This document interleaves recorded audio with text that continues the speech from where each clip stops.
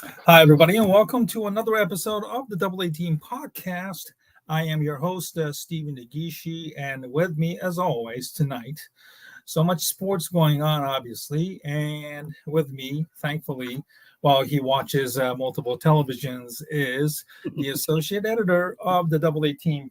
Excuse me, not Double A Team. What am I saying? Associate editor of the sports blog Awful Announcing, Ken Fang. Ken, good evening. How are you tonight? Thank you, Stephen, and good to be on with you. And a lot of things to discuss, so let's get to it. All right. Well, we're going to get to one of the important stories a little bit tonight. U.S. and Brazil playing in a final tune-up between two countries for the Copa America, which takes place in about, I would say, maybe in a week or so. U.S. had a horrendous game against Colombia, which kind of sparked the conversation about how Greg Berhalter is unfit for the job, and maybe for the first time in a while, many people are starting to question, and maybe a lot of people are saying, his seat is getting warmer now. But so we'll get to that in a minute. But Ken, it isn't a sports story without another week, another Caitlin Clark discord, and I tell you what, Ken, Caitlin Clark has only been a pro for less than a month or about a month, and I got to tell you, she is starting to reach the level of the vitriol that a lot of the top athletes, mostly male counterparts, I would add, like LeBron and so forth. This week, she was omitted from the Team USA, which kind of, drew a massive, conversation, uprise, upsets, whatever you want to call it. There are those, yes, thank you. There are those who believe that the U.S. blew an opportunity because, Not. okay, and we'll get to that in a moment, but we're just presenting it, that they blew an opportunity to promote the game itself, to make sure that, the ratings, people will tune in and so forth. And we got a lot of people, Stephen, and as always, we have the dumbass right wingers, Charlie Kirk and his buddies, chiming in as usual, injecting some racist shit into it, of course. But I'm gonna be honest, Ken. I honestly don't care whether she's on the team. People will still find a way to watch it. There's no question about it. Team USA has only lost, I think, 3 games in the Olympics or even in the recent competitions. So Stephen, they won 7 straight gold medals. I mean, they haven't lost. I think going back to 1980. Well, they weren't in 1980 because of the boycott of the Soviet Union games. Mhm. But going back to 1984, this is a team it's a tough team to get on. It is tougher to get on the U.S. Olympic women's basketball team than it is to get into Harvard. There's only 12 slots on there to begin with. And would have been nice to have Caitlin Clark there? Sure, but she's not even the 12th. I'll say this: as great as she has been in college basketball, and as great as she has in bringing awareness to the WNBA, which is much deserved, I will say that she's not the 12th best team in the league. So she's Mhm. not there yet. And she's handled this better than anybody than she's deserved to do. She's handled it better than anybody else. She said, "I understand. I'm not there yet, but you woke up a monster." Okay, so it gives her fuel. And great athletes, that's what you want from them. I mean, if I'm rewatching The Last Dance on Netflix, Stephen, and the impetus that Michael Jordan got. I mean, he could get angry at a perceived slight and use that as fuel to anger him to score and torch a player for a perceived slight made from a rookie in Washington, which he actually made up. Eventually, we found that out in The Last Dance. But the fact is that it fueled him just to torch the rookie for like 30 points. So, and Caitlin Clark has that similar mentality. She's competitive. She just says, "Hey, look, if they want to, I understand. I'm not there yet, but you know what? I'll be ready for the next one time. And I think the next game is going to be in Los Angeles in 2028. I think that's the Right. time to put her on the team. And I think at that time, she'll be deserved to be put on the team. She's not there yet. She's a rookie. And, granted, she scored 30 points against the Washington Mystics the day that the announcement was made that she was omitted from the team. But let's also not forget that she's also an alternate. She's an alternate for this year's team. So if someone gets injured, she could still go. So everyone reacting, oh, she should be on. They missed an opportunity.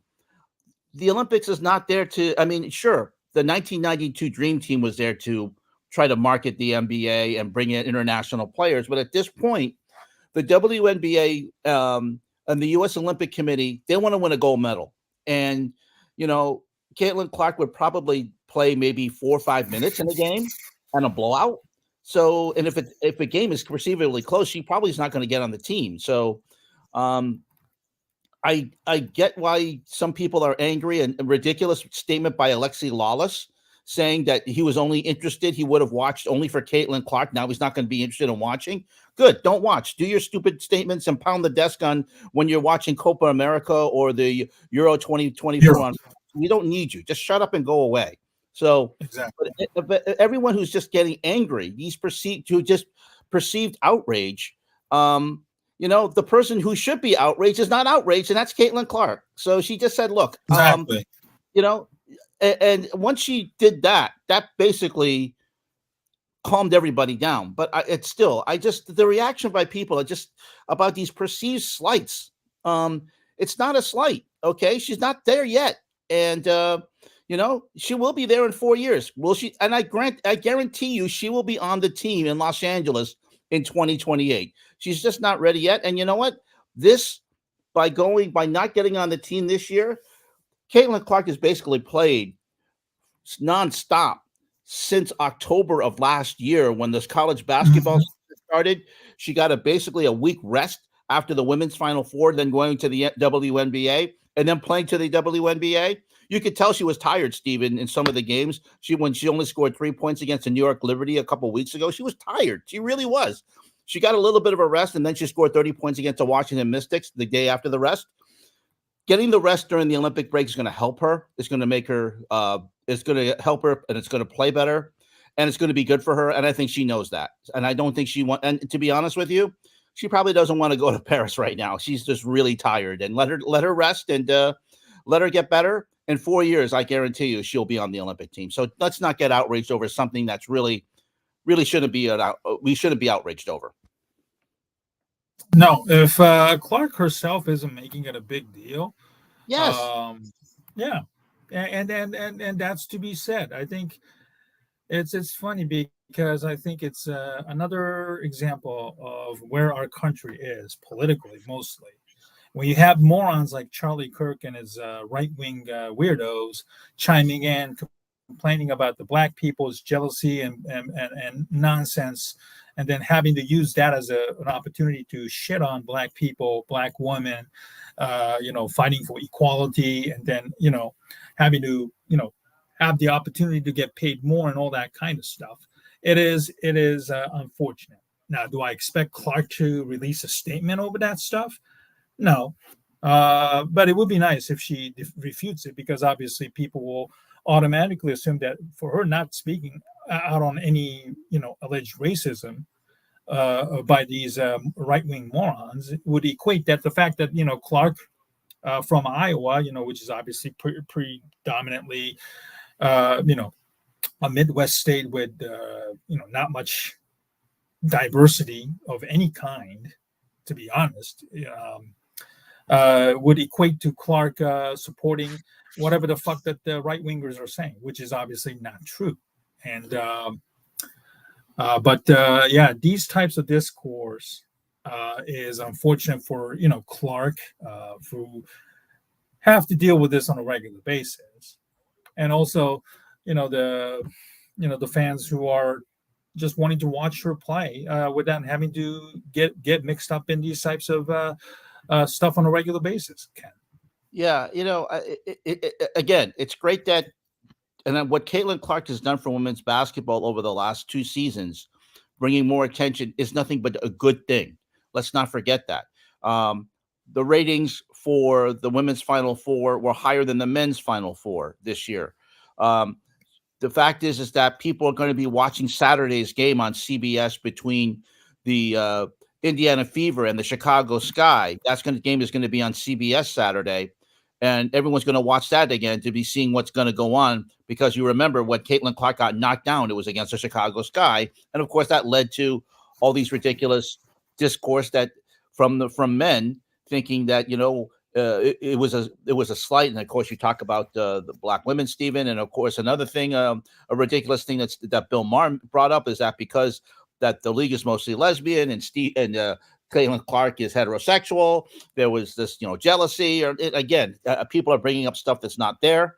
So but again, I think that Caitlin Clark has done a great job of handling all this. She's handling this with a maturity that really a 40-year-old would handle. Extremely well. She's more mature than her 22-year-old Stephen. And I think, to be honest with you, by her coming out and saying, "Hey, look, when she got knocked down, she said, hey, look, it wasn't a basketball play, but I get it. I'm a rookie. I still have to. I gotta pay my dues." And then also saying about the Olympic team, he goes, "Look, I don't feel bad about it. I understand it. I'll be ready for the next team." So she's handling this with a lot of grace, and it's really it's great on her part, because but the fact is that for some reason that she's a lightning rod for these right wingers is just, I don't know, Stephen. It gets me tired. It really does. It really does, because it's just really silly for this perceived outrage over and getting angry over stupid stuff. So, and exactly. It's just funny that these right wingers need some sort of a white savior, the great white hope or something, in this day and age. But to Clark's credit, she's not she's not biting, or she's not baited into anything. No. They get upset over Taylor Swift, and now they've moved on. They'll eventually turn on to Caitlin Clark for basically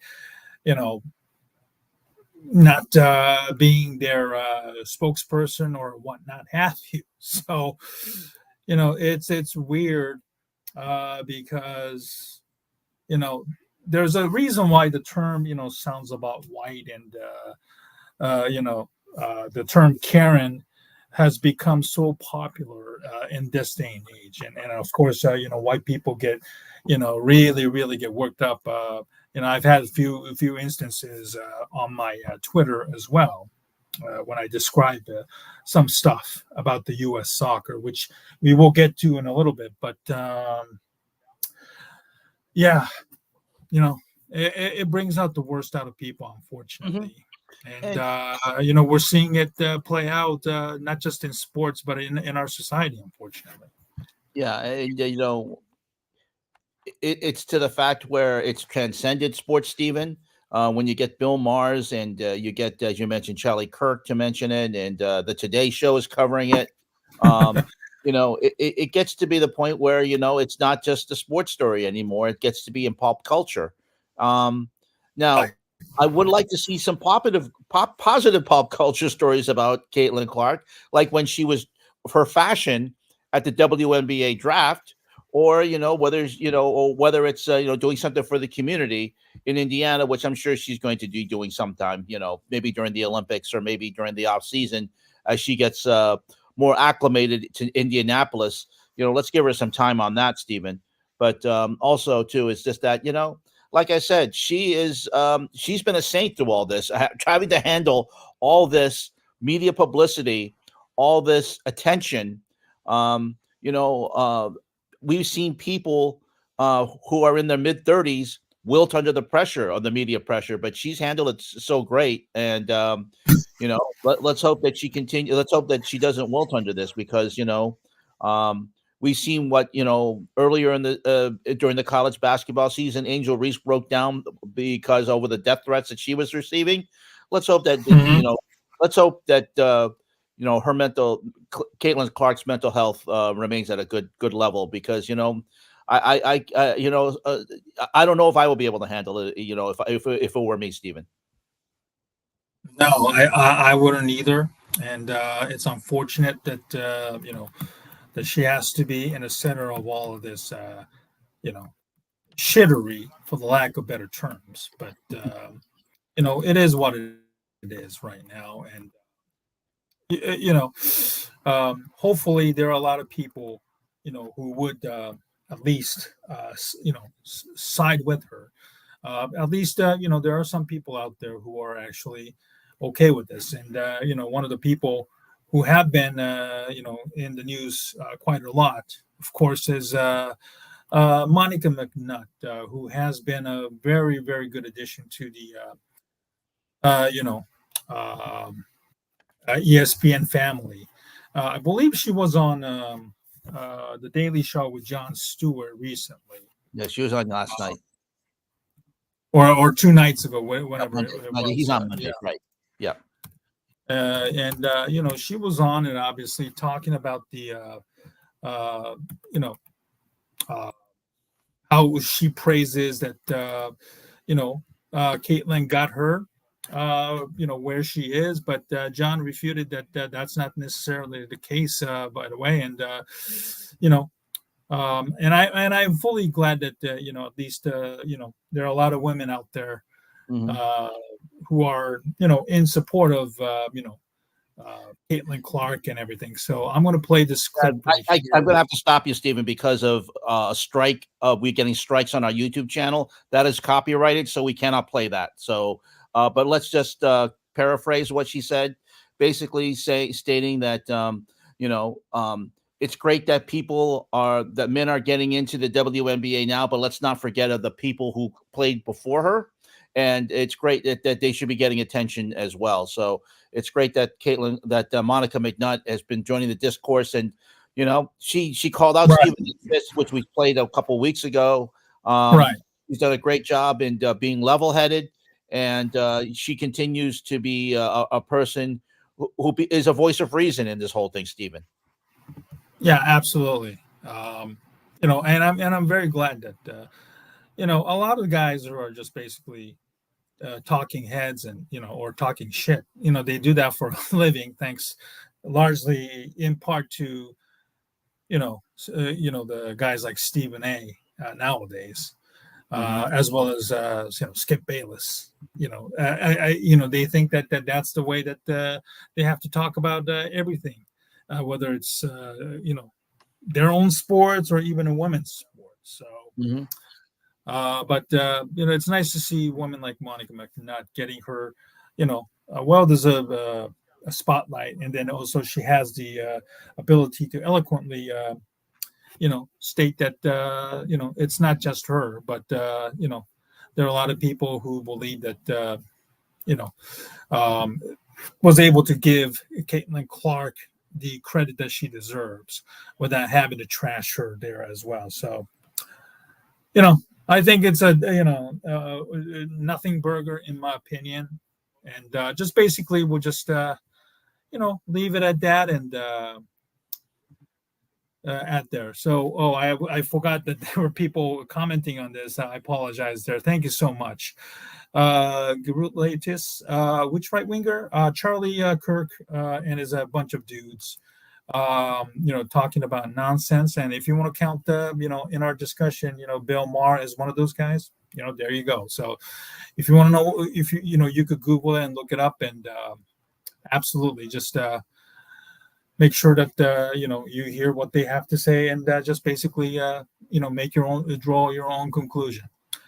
Clark has, tripled the attendance. Yeah, absolutely. She has definitely brought it up. Well-deserved attention to the league, and it probably is a watershed moment in women's sports. It's not just, of course, Caitlin Clark, but you also have a rival, well-deserved rival in Angel Reese, playing there, and then you have a villainous a coach in Kim Mulkey there. So there's the the good versus the evil, the stuff that the American public likes to take sides or get gravitated towards. So those things certainly has to be taken into consideration. What do you all think about Christine Brenneman's take? Ken, do you happen to know anything about it? Is it probably this is about the the one that, marketing deal thing, right? who was the one that wrote originally that she felt that Caitlin Clark was slighted in the whole thing. And I respect Christine Brennan. I've respected her work a long time. And by the way, I just got your Ghost of Gerolaitis. I realized that's Vitas Gerolaitis, the great tennis player there. So Ghost of Gerolaitis. Mad respect for having Vitas Gerolaitis there. Let me just say, in about from the past, isn't it?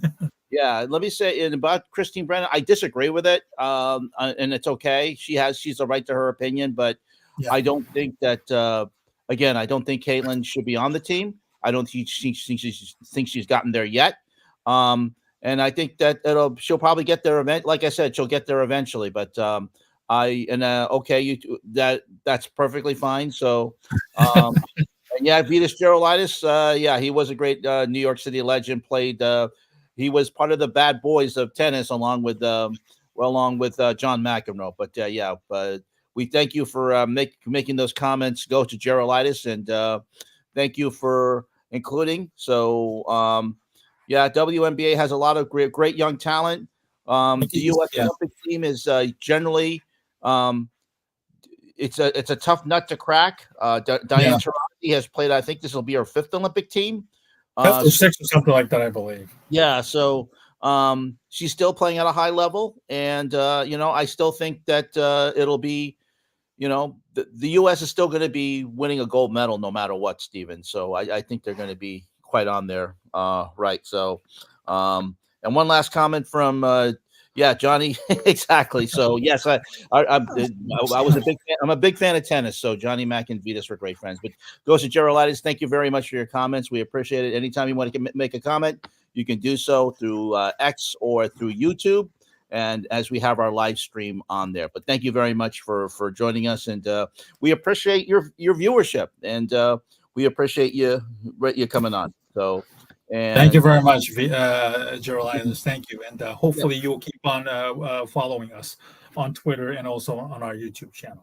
All right, let's move on to the next topic. This is something that Ken and I have been really discussing for quite some time, dating back to the World Cup in Qatar almost 2 years ago. Copa America is coming to America later this month. Also, simultaneously, you have Euro also playing, basically on the same day, pretty much from morning all the way until the evenings. Yes. If you're a soccer fan, this is a great time to watch soccer. But if you're a U.S. soccer fan right now, you got to be really questioning the tactics and the direction of the men's senior team under Greg Berhalter, who have been on the job for 6 years, which I can say, emphatically that 6 years way too long for either one of us, of course. And as a tune-up game over the weekend in Washington, D.C. against Colombia, who has been undefeated, I believe, in the 21st games coming in, U.S. just got their ass whooped 5-1 in a basically 75-80% pro-Colombia crowd, which is not all that surprising because every game the U.S. hosts, they always get outnumbered, even though it's in their home country, which you look around, that U.S. is the only country where, they get outdrawn even in their home country. If you look at Mexico and how many games that they always host here in America just for making, to make money, and the U.S. Soccer Federation turns the other way, it's no surprising. But the Saturday's game was incredibly discouraging, and it just really burned my chaps. I saw no fight. It was basically the same old 4-3-3 tactics, just crossing the ball aimlessly, Christian Pulisic always taking the set pieces and corner kicks to no discerning accuracy, and it's not just it was a horrible look, and thank you very much, and it's not looking good right now. Tonight they're playing Brazil, at least so far, thanks to largely in part to Brazil being sloppy. The game is at a 1-1 tie, but when they gave up a goal in the first half within probably 15, 16 minutes of the goal game, they look shaky. They gave too much spacing for Brazil. And then ironically, Christian Pulisic kicked a field goal that could have been maybe considered a borderline penalty kick. He managed to kick it very well. I think it's probably more on the fault of goalkeeper Alisson of Brazil, who was probably cheating it and just got beaten badly on the low kick there. But so far, 1-1. Who knows? But Ken, I got to tell you,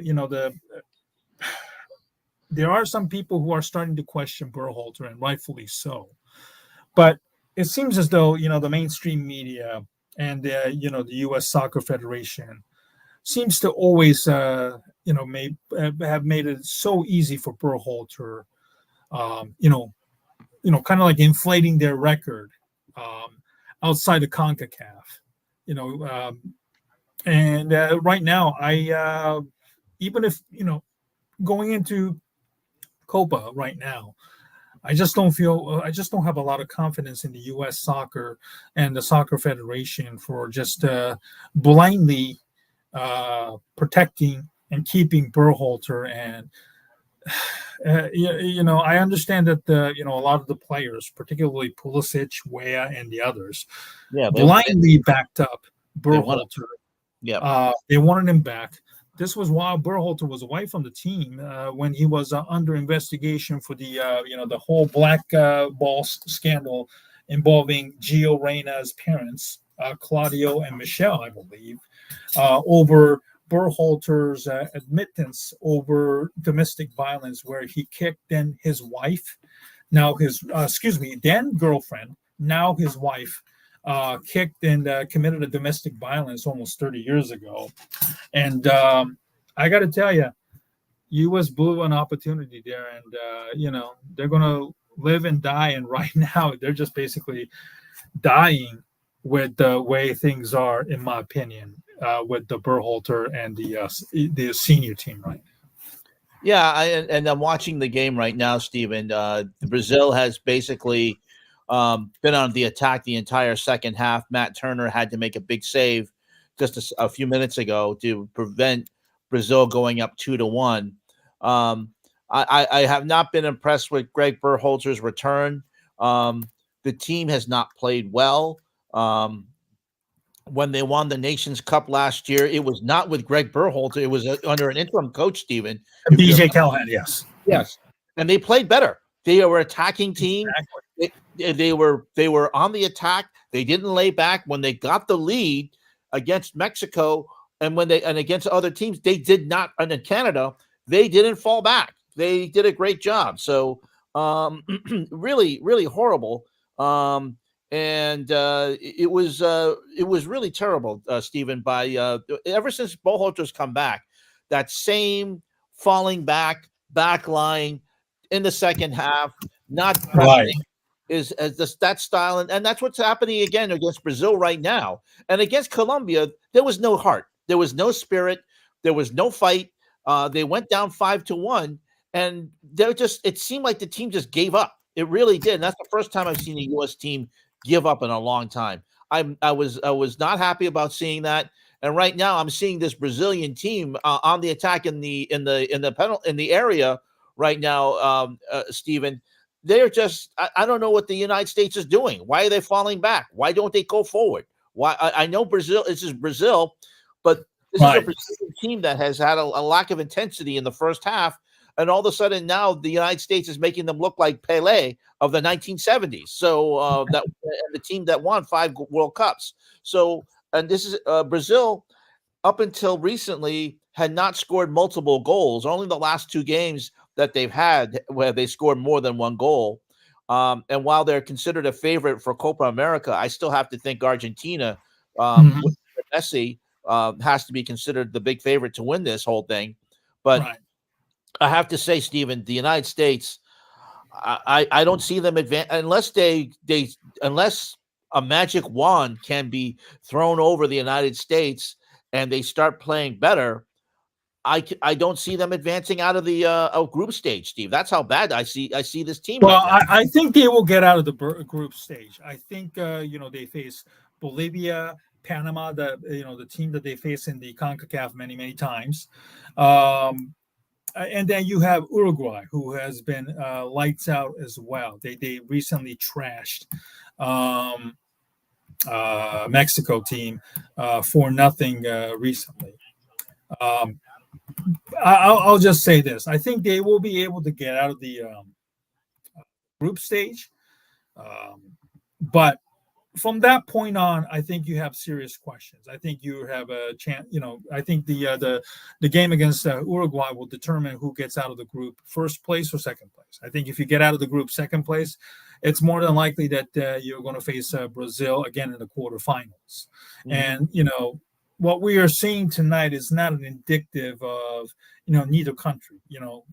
On paper or on the scoreboard, it looks like U.S. is doing decent, but don't kid yourself. Don't let the score. This is not even close to what we're seeing with the real Brazil and how serious they're going to be. They'll play much better than this. They're not playing all their major players in this game in this friendly against the United States. But still, there is a lack of intensity that I saw that I wasn't really that I'm not used to seeing from a Brazilian squad, Stephen. But maybe playing in Orlando, which is obviously strong Brazilian population, and the weather is obviously maybe sapping their energy. As you get deeper into the game, I guess. But it's in Orlando, so that might factor in as well too. Yeah, I mean the United States is going to be playing. I think they're going to be playing in Texas and Atlanta. They'll be playing mostly in the South. So hopefully conditions. It's a very humid Orlando tonight, Stephen. From what I understand, it's pretty humid down there right now. So hopefully just get some acclimated to the conditions with the heat dome that's been hitting over the United States, especially the southern United States recently. But if you're going to go ahead and play that, I think that was after Colombia.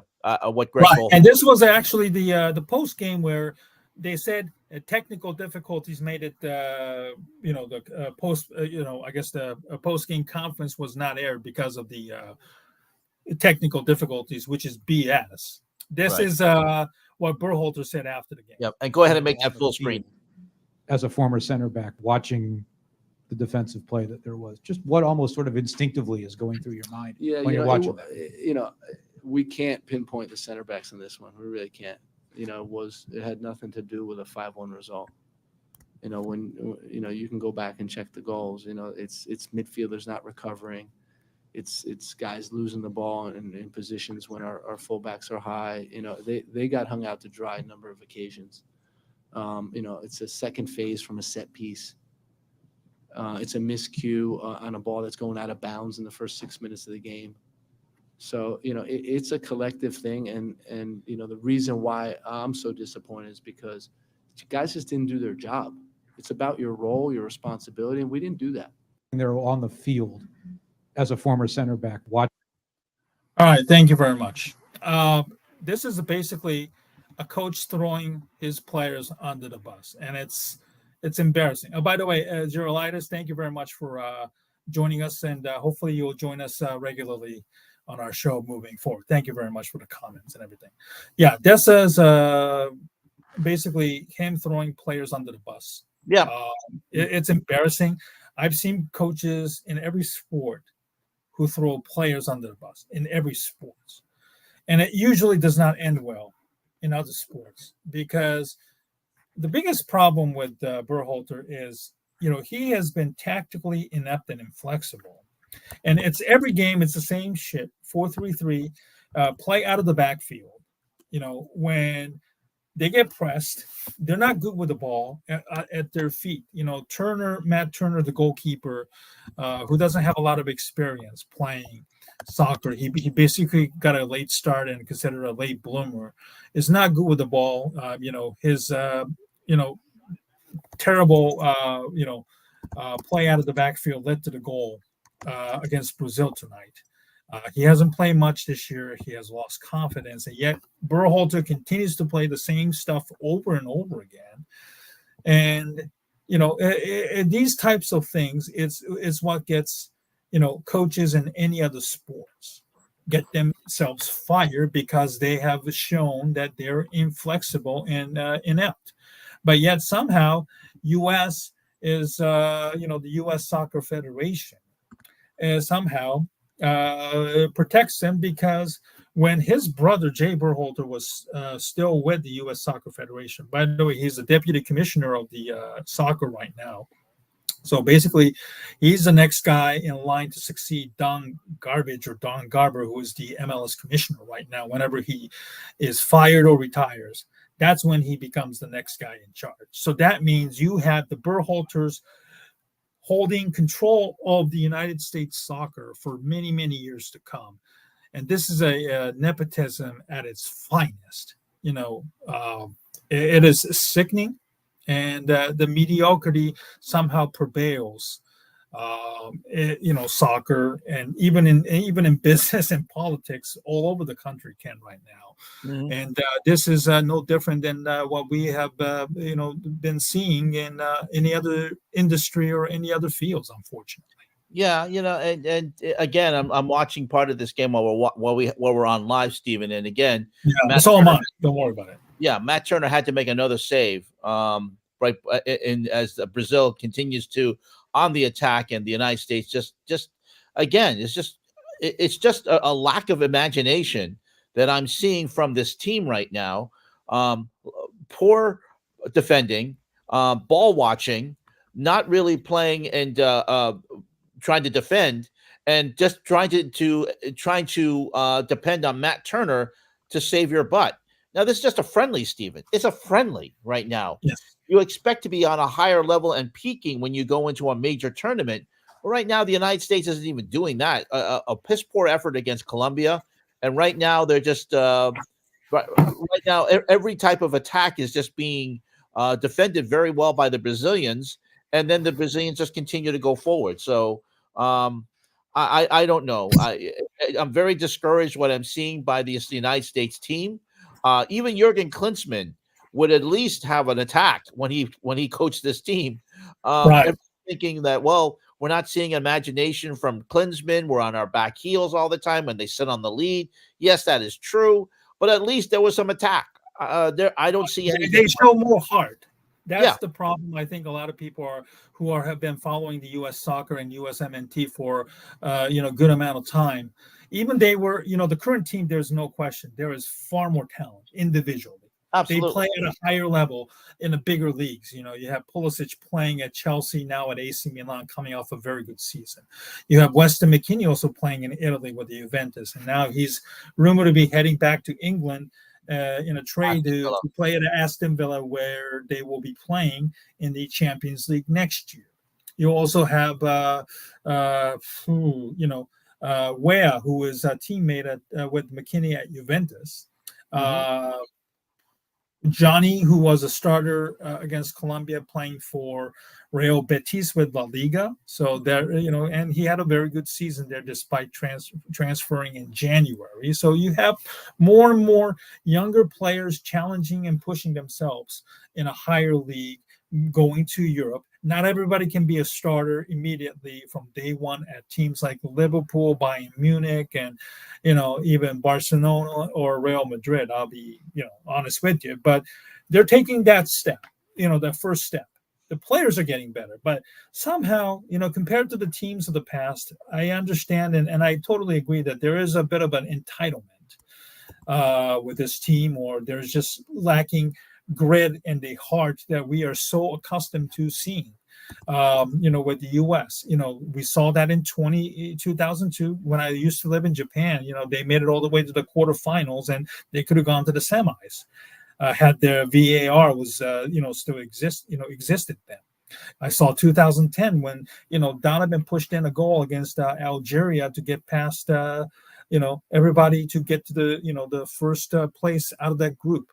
I saw 2014 living in Germany, that last minute goal against Ghana, and then that fight that they show against Portugal. Portugal, yeah. Yeah. That game they could have won. They almost gave it all. And then the loss against Belgium in the knockout round where Tim Weah had to make million saves in that game. We all remember because they all have heart. They all had that grit. And unfortunately, I think with every sport, Ken, the team is a reflection of who the coach, the personality, and the tactics. And unfortunately, right now, what we saw with the game against Colombia was not exactly a shocker. This was a long time in the making. Even the games prior to that against the Mexico and the Jamaica and the Nations League, they struggled to beat a Jamaica C, B, or C team, and then beating a Mexico team that is currently in the lowest of form. Maybe if you take that away, 4 or 5 of them. Basically Berhalter is 1-7 or something like that against the teams in the FIFA rankings in the top 20. So it's not a good look right now. And even after the drubbing that we witnessed against Colombia and then witnessing Brazil, no one should be duped into thinking, okay, the U.S. is ready to, compete in the Copa America, or that they're ready to take on, the Brazils, the Uruguays, or even Colombia again in the quarters or the semis, and the results will be any different than what we witnessed on Saturday and tonight as well, Ken. Yeah, and I'm just I keep saying I'm waiting for them to turn the other foot, and it hasn't happened, Stephen. And under this current coach, I don't think it's ever going to get there. I think it's unfortunate. You reach your level of you reach the highest level that you can under this coach, and that I think this is the highest level. I have no confidence that they can. Like I said, I don't think they're going to get out of the group stage. I have no confidence in this team. I don't think they're going to make it out of the group. Even if they do, they'll probably get knocked out in the very first game in the knockout round, which has been their MO in many tournaments. Especially when you're going to higher flight in the Nations League, they can win the Nations League. CONCACAF, they can win a Gold Cup. Nations League, they can win that. But you've got to be able to show you can at least get to a semifinal in another major tournament. Exactly. Whether it's Copa America, which is now with CONMEBOL and with CONCACAF. World Cup, you got to show that you got to get away from the first round of the round of 16. We haven't seen that yet, Stephen, and I have no confidence that this team could even. Like I said, I don't have any confidence that they can get out of the group. That's how low I feel in Greg Berhalter. Exactly. I know you feel that they can get out of it. I know you have some confidence in that, but I don't think they can do it. The way they're playing right now, even in these friendlies that they're playing against Colombia against Brazil. These are not their top teams. They are holding some players back. They're resting some players as they get ready for Right. After a long season, yes, it's expected. Yeah, absolutely. Yeah, these are not the real teams. There's maybe like a B+ or maybe close to A- or even BC level, and yet they're struggling, and it's unfortunate. And then they had the audacity to say that at least Berhalter said that they didn't respect the game or they didn't respect the opponent. Like, are you effing kidding me? Are you kidding me? You have a team that features Diaz from Liverpool, who had a great season, and Colombia, that is. And, they have a lot of decent amount of talent. And they don't win. You don't win 21 straight games undefeated for a reason. And to disrespect or underestimate an opponent in your own country, it's just stunning. And now Berhalter is basically saying that he's not looking at the results. He's basically looking at the performance itself. And I'm sure he's going to try and look at this game as a equivalent of a win, and that basically he's going to try and tout this game as a like a win of epic proportion or something. But it's almost ridiculous, and I don't think not many people should be buying into what he's selling, because you're going to get burned. There's nothing you can return, and that the U.S. Soccer Federation going to great length to protect this man is an absolute sham. I feel bad for the players who are talented, probably the best talent that the U.S. has had so far, and yet they're going to settle for basically a mediocrity, a bare minimum.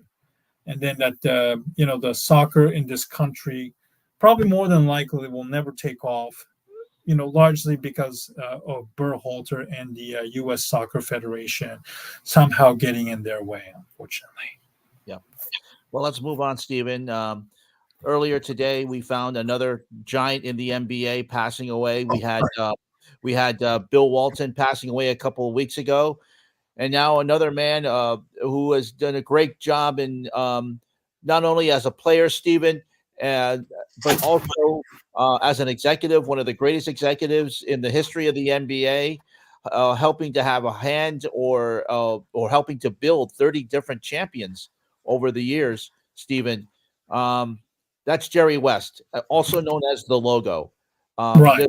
There's not many players who can say that they're the logo of the league, and even though David Stern would not admit it, Jerry West pretty much knew that he was the logo to represent the entire NBA. It's a great a person who has helped to build the Los Angeles Lakers Showtime era, Stephen. Also helped to bring in Kobe Bryant and Shaquille O'Neal. Unfortunately, had a falling out with the Los Angeles Lakers, then went on to the Memphis Grizzlies, the Clippers, worked for the Golden State Warriors. Oh, you forgot the Memphis Grizzlies. That's probably I did mention them. I mentioned them, Stephen. I apologize there. Yeah, he's done a great job, and a great purveyor of talent. And the United States ended with a Brazil team with a 1-1 tie, but 1-1 draw. But Jerry West died today at the age of 86.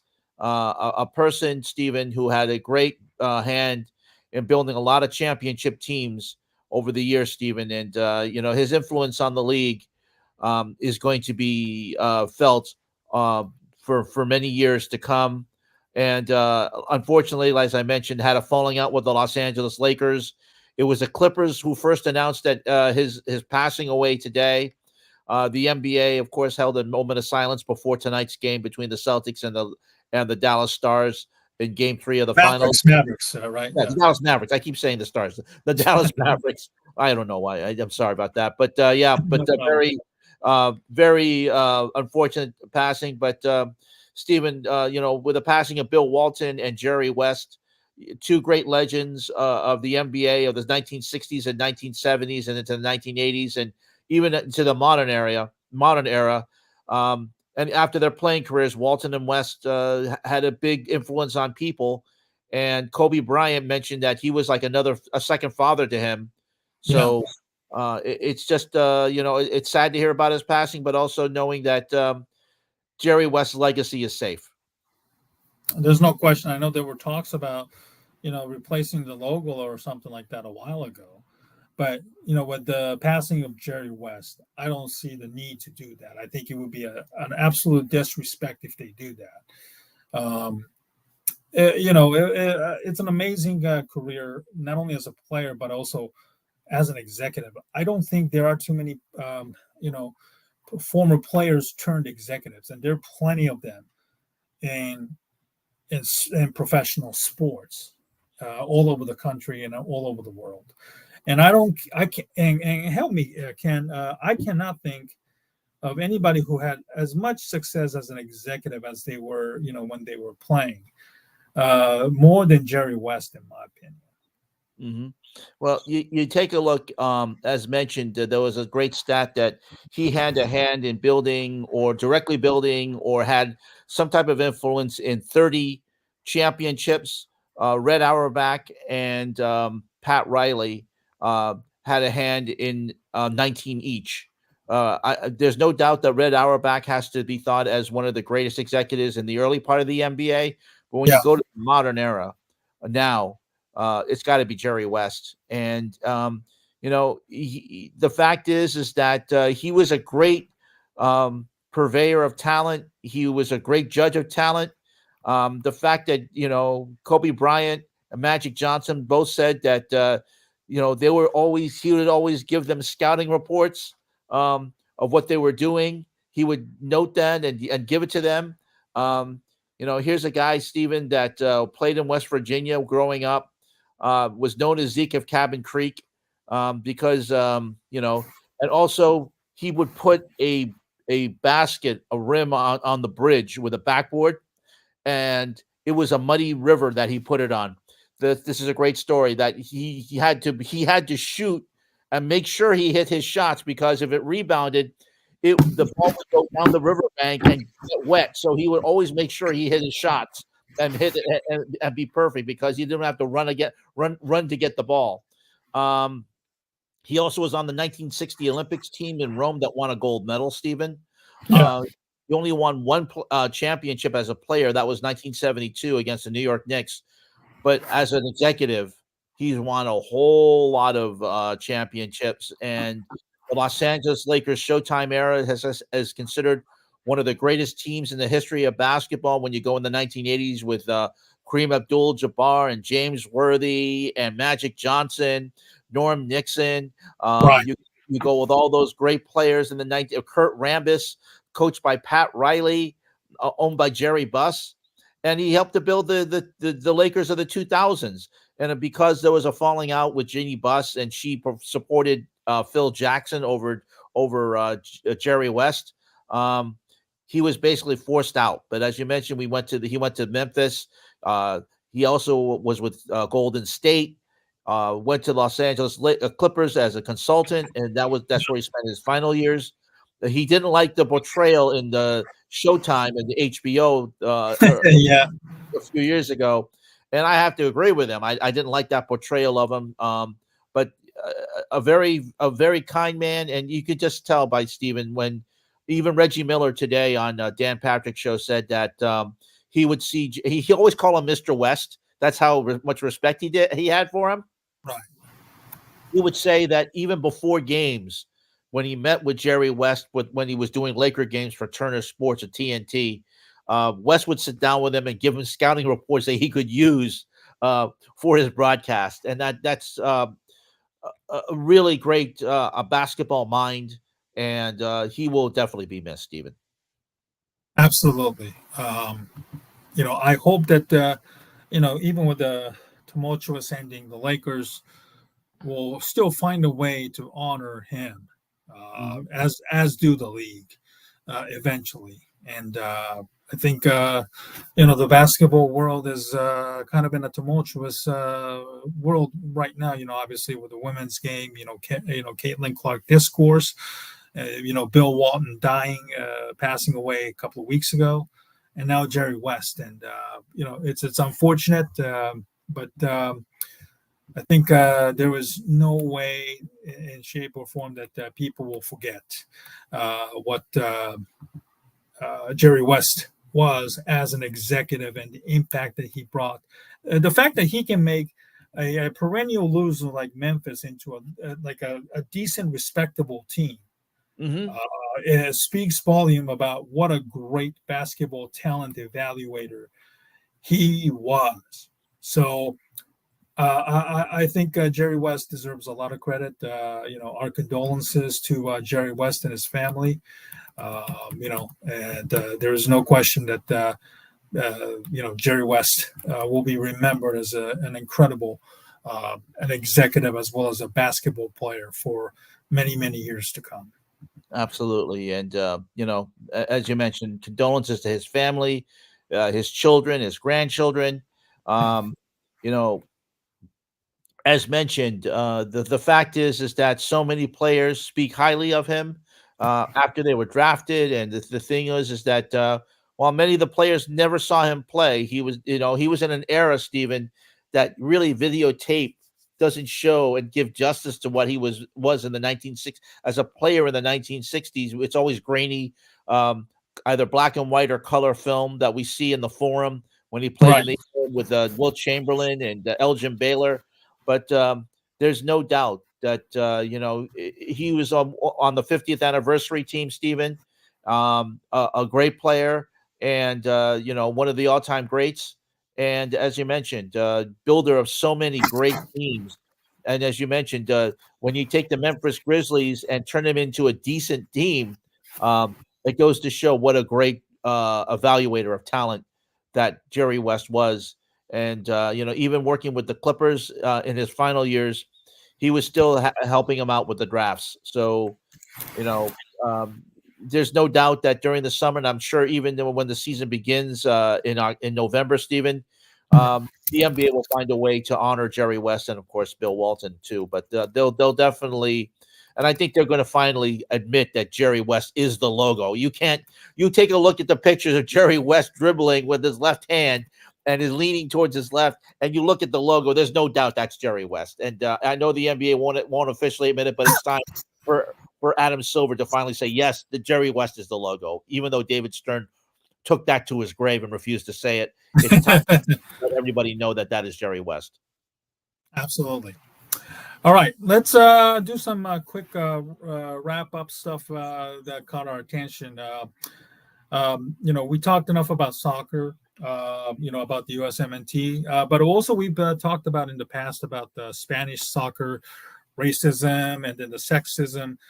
Ken, if you remember, the Spanish Soccer Federation president got ousted and I believe was arrested after sexually molesting or trying to sexually I can't tell it, but try to grope or kiss Spanish female stars after they won the last World Cup, the Women's World Cup. Yeah, absolutely. Yeah.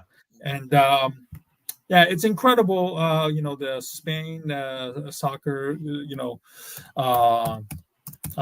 culture is well noted, but it's also been noted that Spain is also notorious when it comes to racism. When it comes to a player of color, one of the players who have been long been in the midst of the attack is Vini Jr. or Vinicius Jr., who, by the way, played for Brazil tonight. Did not look good, but he has been a subject of heckling and racist attacks by the Spanish soccer fans for many, many times. And obviously, La Liga president has made some real tone-deaf, stupid comments about racism and how he didn't take it very, very seriously. Well, he got at least somewhat of a justice this weekend.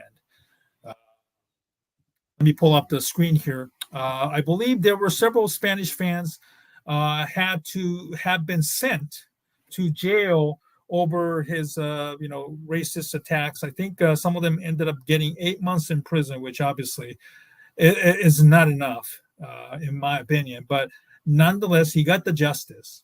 And this is what, he has said that I think a lot of people are applauding. I'm not a victim of racism. I'm a tormentor of race. That is an incredibly powerful statement coming from somebody who has dealt so much. And, I think it's I'm a tormentor of racist. And I think this is an incredible statement that I applaud Vinny Jr. for being able to stand up and say, I'm not going to tolerate your bullshitness, no matter who it is coming from. You try racist crap on me, I'm not going to cry that I'm a victim, but you're going to pay for it. And that I'm glad that the Spanish court or whoever made the decision made the right call. And I think it's a lesson for here, for sports fans here in America as well. it's always been a big problem, with monkey chants or racist chants from the stands, and it's gotten a little more brazen now, obviously with the gambling aspect added now. But what happened in Spain is something that I think a lesson can be learned for American sports fans of all ages and all sexes, that you try anything stupid or anything involving race, at some point you're going to get caught, and you will be punished, and there is no one else to blame but yourself for that. Yeah, and I'm very happy that Vinny has made this statement. I saw it over the weekend, Stephen. Some of the really vicious attacks that he's received from the fans in the stands in La Liga. Very happy, though, that he has come out with this statement and saying, look, it's just going to make me stronger. I'm not going to fall victim to it. I'm not going to hide. I am who I am. And I applaud him for that statement. And it's a great thing to see. And hopefully the Spanish Soccer Federation, I think I forget what the letters that they have for what the federation is, Stephen, but I really do hope that La Liga learns from this, and the fans. The whole country of Spain has to know better now too. Yeah, and we've seen what happened with the outcry against the misogynistic behavior during the World Cup award ceremony. With the heads of soccer, with the heads of Spanish soccer, Spanish football, kissing and hugging and basically groping the female players. We saw the great reaction in Spain about that, forcing the resignation of the coach, forcing the suspension of the head of the soccer federation.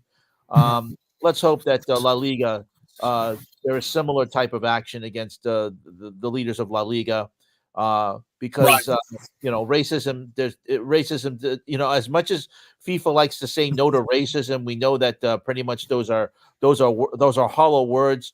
Some reaction that FIFA's done over the years, but let's just hope that society has more takes swifter action against fans like this down the line.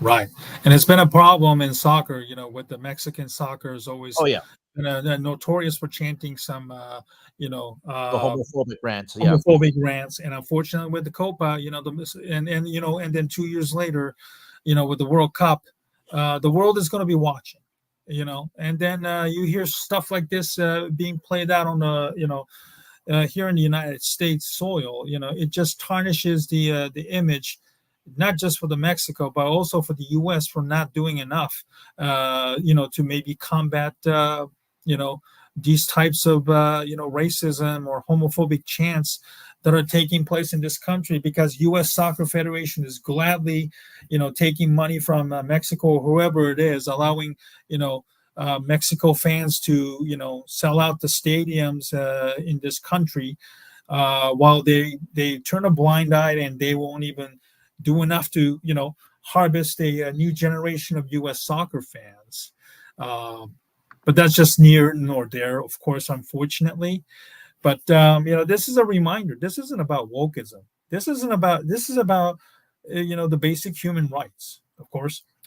When U.S. got their ass kicked against Colombia, I read so many stupid things about, because June being a Pride month, and then, all month long, U.S. is basically wearing a rainbow uniform like they did tonight. And that somehow that the U.S. lost because they wore a color, like a rainbow uniform, and was not man enough. It's stupid things like this. We're going to hear about it throughout this month, unfortunately, played out. And the fact that people are openly saying that as if that was the reason why the U.S. actually lost to Colombia is just mind-boggling. Right. And it's just so stupid. And I pray that, whoever's watching this, I hope that, you're not one of those people who ended up getting exposed and then, having to lose your job, family, and then so forth, because there are serious consequences attached to what you put out there. whether it's through social media or even on out, outdoors verbally. So, I hope that this is a lesson. I get it. I'm angry at sports, when I'm watching, especially when the Cubs are struggling like they are right now. But I would never go, out of my way to attack, an athlete or something, or verbally. I may call, in frustration to talk about, about how poor the team is, or I go to social media, or maybe I just call in a sports radio station every now and then just to blow my steam off. But of course, even when you go on air on sports radio stations, there are certain limitations as to how far you can go with your own vitriol and stuff like that. So unfortunately, especially in this day and age, you can hide behind social media in a somewhat of a fake account and just say whatever you want. But when you get exposed, unfortunately, then there will be a price to pay. Right. Well, very well said, Stephen. We're going to have to wrap it up. We're going to have to wrap it up there. Thank you for watching. Thank you for the comments tonight. We really appreciate you all coming on. And with the ghost of Geralditis, you feel free to come on and say hello to us at any time. Right. And then anybody else can chime in and join us anytime. And we will apologize. We were not used to getting a lot of comments like we did tonight, even if it's from one person. But we're definitely going to keep an eye out on more comments and try to be more engageful as well. It's always, great to have somebody pay attention to our show. And then, we want to make sure that, you're not being ignored on purpose, or just for us to do a better job and make sure that your questions or comments are going to be taken, and then that we'll get our engagement going, and then maybe different perspective from different people, and then back and forth. I think it will be definitely good. So we're definitely looking forward to more engagement for our listeners, our comment section moving forward, for like we saw tonight, Ken. Yep, absolutely. Well, thanks for watching. Thanks for commenting, and thanks for being on board with us tonight. I know the scheduling isn't a great consistency, but you're finding us, and we really appreciate it. So keep on monitoring our social media platforms, and we'll let you know when we're going to be on next. For Stephen Negishi, I'm Ken Fang. Thanks for watching the AA team, and we'll see you again next week. Thank you very much, and we'll see you next time on our live stream. Good night, everybody.